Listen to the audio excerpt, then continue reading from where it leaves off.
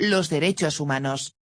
El 10 de diciembre de 1948, la Asamblea General de la ONU, reunida en París, aprobó la Declaración Universal de los Derechos Humanos. El documento recogía una serie de derechos que todos los estados firmantes debían respetar y garantizar en sus respectivos territorios. La declaración afirma en su artículo primero que las personas nacen libres e iguales en dignidad y derechos y estipula que todos los seres humanos, sin distinción de raza, sexo, lengua, religión o ideas políticas, gozan de los derechos y libertades proclamados en la misma. En sus 30 artículos, junto a prohibiciones expresas como la esclavitud o la tortura, se establecen como inviolables el derecho a la vida, a la libertad y a la seguridad, la igualdad ante la ley y las garantías procesales, derecho a un juicio justo, presunción de inocencia, la libertad de expresión y de participación en la esfera pública mediante el sufragio universal y la afiliación política y sindical, la libertad religiosa, el derecho a la educación y el derecho al trabajo y a la protección social, entre otros. Desde entonces hasta nuestros días, el respeto a los derechos humanos ha venido incluyéndose en los más relevantes tratados internacionales. Al firmar acuerdos políticos y comerciales con países no democráticos, las potencias ejemplares deberían, en principio, hacer hincapié en la necesidad de respetarlos e incluso poner los avances en ese campo como condición para ampliar los intercambios y las inversiones. Pero, en la práctica, esas mismas potencias han tendido a salvaguardar sus intereses en detrimento de los derechos humanos, la entidad y poderío económico de los países en manos de regímenes dictatoriales o pseudodemocráticos suele decidir la cuestión. A estas prácticas vinieron a sumarse, en los albores de este tercer milenio, las consecuencias de un terrorismo de nuevo cuño, atomizado e indiscriminado, atentados del 11S en 2001, que originaron doctrinas como la de las guerras o ataques preventivos, fuente de nuevos conflictos, y una obsesión por la seguridad que, en los últimos años, tiende incluso en las naciones avanzadas a convertir la Declaración de la ONU en papel mojado. Ciertamente, no es en tales países donde se registra el grueso más preocupante de las violaciones. En cualquier caso, organizaciones como Amnistía Internacional han denunciado reiteradamente que los derechos humanos viven su peor momento desde 1948. Se estima que más de la tercera parte de la población mundial vive en regímenes o administraciones que vulneran de forma flagrante los derechos de sus ciudadanos, sin contar las poblaciones sometidas a desplazamientos, guerra o hambre por conflictos eternos que no parecen tener solución a corto plazo. Perspectiva histórica. La idea de que todo ser humano posee unos derechos por el solo hecho de serlo y de que tales derechos han de ser amparados por las leyes es relativamente reciente. Si nos remontamos a la antigüedad, advertimos enseguida que la simple pertenencia a la especie humana no confería derecho alguno, ni siquiera en el periodo más avanzado y esplendoroso de la democracia ateniense, siglo V a.C. Los esclavos, los extranjeros y las mujeres eran mantenidos al margen de los asuntos públicos, solo los hombres nacidos en la ciudad-estado podían, por ejemplo, hablar y votar en las asambleas o presentar sus reclamaciones a la justicia. Ello derivaba de su condición no de hombres, sino de ciudadanos de una comunidad, la polis, que les otorgaba tales prerrogativas en tanto que miembros activos de la misma. Detalle de la libertad guiando al pueblo. Eugène Delacroix. Emblema de las revoluciones liberales del siglo XIX. Además de asimilar y difundir la cultura griega por los confines de su imperio, se debe a Roma un importantísimo avance en la formulación del derecho, hasta el punto de que el derecho romano es todavía materia de estudio en las universidades y obligada referencia para el derecho occidental. Pero aunque el Imperio romano, en aras de una mayor integración, extendió el acceso a la ciudadanía romana a las provincias más romanizadas, la situación seguía siendo en esencia la misma, solamente de la condición de ciudadano derivaban ciertos derechos, y habitualmente a cambio de contrapartidas, como el servicio en el ejército o la contribución al erario público. En el siglo IV, el cristianismo se convirtió en la religión oficial del Imperio romano, Tras las invasiones bárbaras y la desmembración del mismo, la Iglesia y la religión cristiana ejercerían, a lo largo de toda la Edad Media, una influencia omnipresente en la mentalidad, la cultura y el pensamiento medievales, así como en la configuración social y política de los reinos cristianos.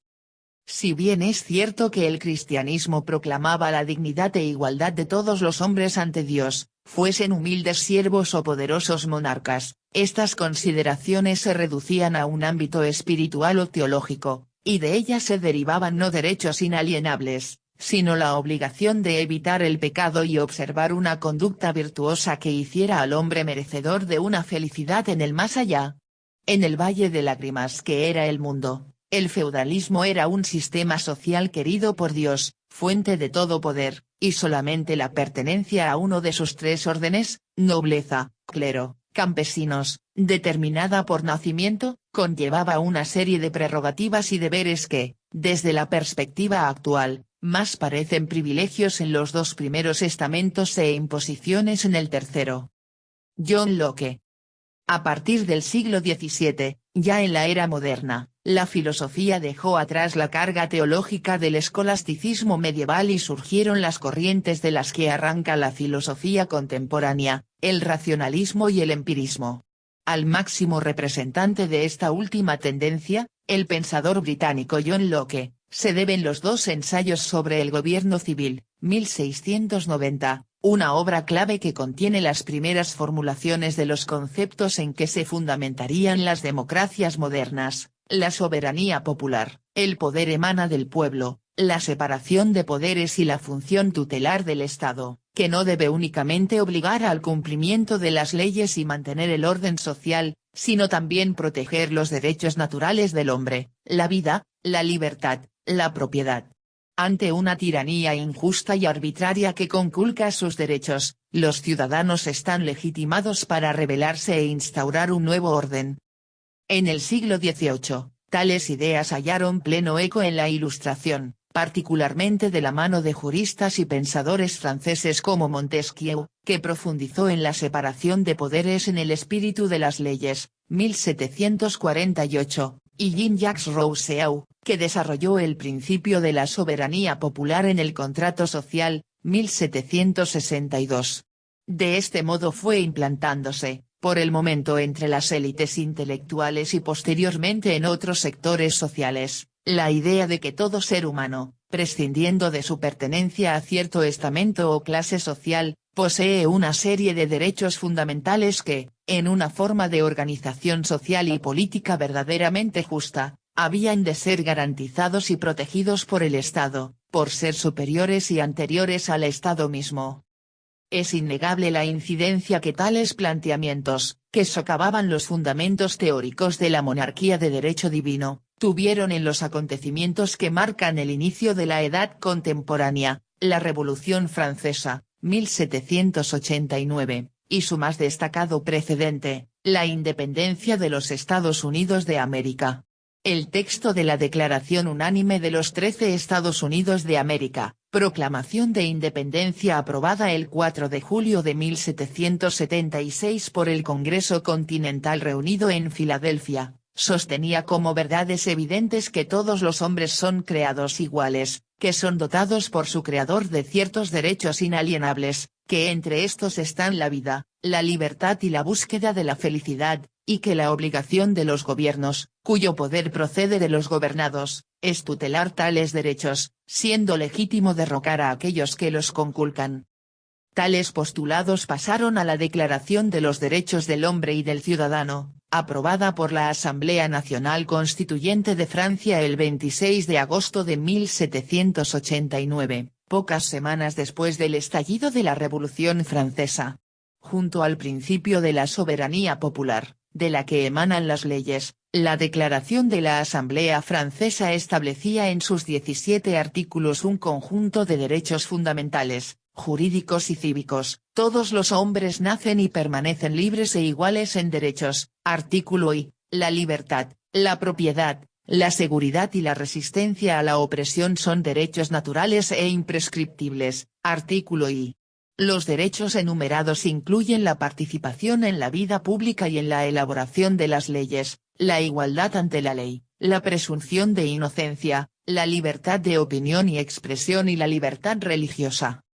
Aunque el periodo revolucionario francés, 1789-1799, terminó con el golpe de Estado de Napoleón y la instauración de su régimen autocrático, la semilla de la Declaración de los Derechos del Hombre y del Ciudadano fructificó a lo largo del siglo XIX europeo al convertirse en marco de referencia de las sucesivas revoluciones liberales que, en un proceso no exento de vaivenes, arrinconaron finalmente el absolutismo monárquico e incorporaron los principios de la Declaración en las constituciones de los respectivos países.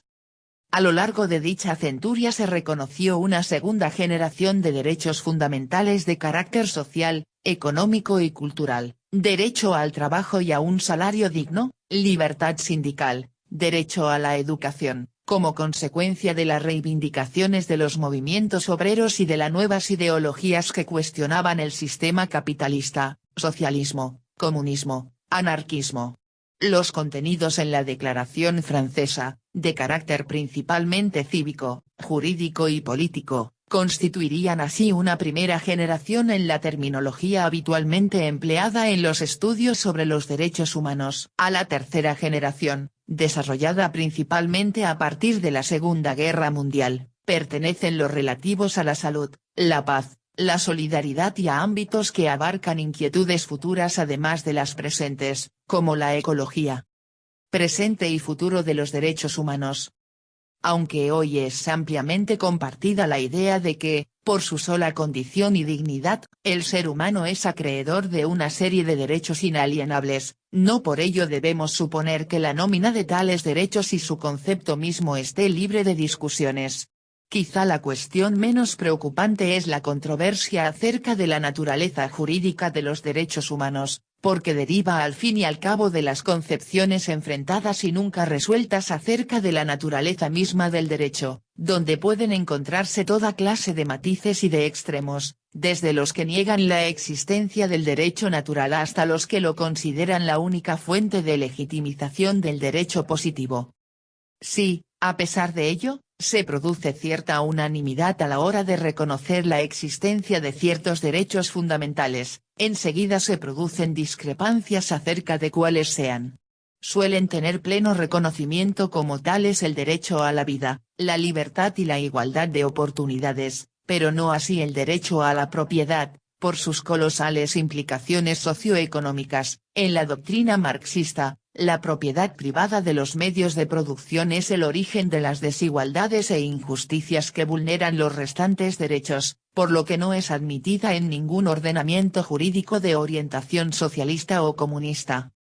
Otra fuente de problemas es la compatibilidad entre los derechos humanos y los marcos democráticos. A falta de mejores formas de gobierno aún por inventar, solo en una democracia puede ejercerse el derecho a la participación política. Ahora bien, el juego democrático es un juego de mayorías que, en ocasiones, puede lesionar los derechos de las minorías o impedir su reconocimiento, y ello es aplicable no solamente a minorías étnicas, sino a cualquier colectivo social marginado o incluso a cualquier ideología soñadora. Así, los colectivos pacifistas no vieron satisfechas sus demandas hasta que, en la década de 1960, la guerra del Vietnam convirtió aquellas reivindicaciones marginales en un clamor mayoritario. De entre tales demandas idealistas puede destacarse una tan razonable como la objeción de conciencia, es decir, el derecho a negarse a tomar las armas para cegar el derecho a la vida de los soldados enemigos. Un último motivo de críticas, muy comprensible apenas finalizada la lectura de la Declaración Universal, es la índole historicista y eurocéntrica de parte de los derechos contenidos en la misma, o, si se prefiere, la subordinación de los mismos a los valores y costumbres de un tiempo y lugar, el Occidente moderno. Basta señalar el derecho de los jóvenes a elegir libremente a su cónyuge, artículo 16, claramente en contradicción con la secular tradición de los matrimonios concertados todavía en uso en muchos países y vigente en la misma Europa hasta el siglo XVIII, Si empáticamente adoptamos la perspectiva de otras civilizaciones igual de milenarias, podemos comprender que tal derecho pueda ser recibido como una moda occidental antes que como un valor atemporal y universal. De mayor profundidad son las cargas que se dirigen contra aquellos artículos de la Declaración en que se ha visto reflejada la universalización de la mentalidad de la burguesía, la clase triunfante en la Revolución Francesa, a pesar de que, irónicamente, dichos artículos contienen los derechos que se incorporaron como resultado de las reivindicaciones obreras y las ideologías socialistas. Prescindiendo de su chocante frivolidad, situar las vacaciones pagadas entre los derechos humanos, artículo 24, consagra como cotidianidad humana el trabajo y el ocio, y no el conocimiento o la espiritualidad, por ejemplo, y configura un modelo de humanidad orientado a la economía que resulta perfecto para las clases dominantes y para la perpetuación del capitalismo, pero quizá no tanto para la humanidad misma. Respecto al futuro de los derechos humanos, se han apuntado ya en la introducción las causas de un panorama sombrío. Desde una vertiente más positiva y esperanzadora, es preciso señalar, junto a la asunción de la Declaración Universal por multitud de organizaciones supranacionales en las últimas décadas, la creación de instituciones específicas para velar por su cumplimiento, y especialmente de tribunales con jurisdicción universal, con el objeto de dar cobertura a la que es sin duda la más noble y loable aspiración de la Declaración de los Derechos Humanos, extender su vigencia por encima de los ordenamientos políticos dictatoriales y de las legislaciones arbitrarias de los regímenes que los ignoran. En este sentido, la creación y puesta en marcha en 2002 de la Corte Penal Internacional, CPI, supuso un hito en la historia del derecho universal. A pesar la abstención de los Estados Unidos, un total de 139 países firmaron el Estatuto de Roma, con lo que se iniciaba la andadura de este Tribunal Internacional Independiente que enseguida contó con su primer caso, el asesinato de 5.000 civiles en Ituri, República Democrática del Congo. La labor de la Corte, a la que compete juzgar, entre otros, delitos de genocidio y crímenes de guerra y de lesa humanidad sea cual sea el territorio en que se cometan, puede verse reforzada en un futuro si finalmente algunas grandes potencias, Estados Unidos, Rusia, China, dejan atrás sus reticencias y subscriben el tratado.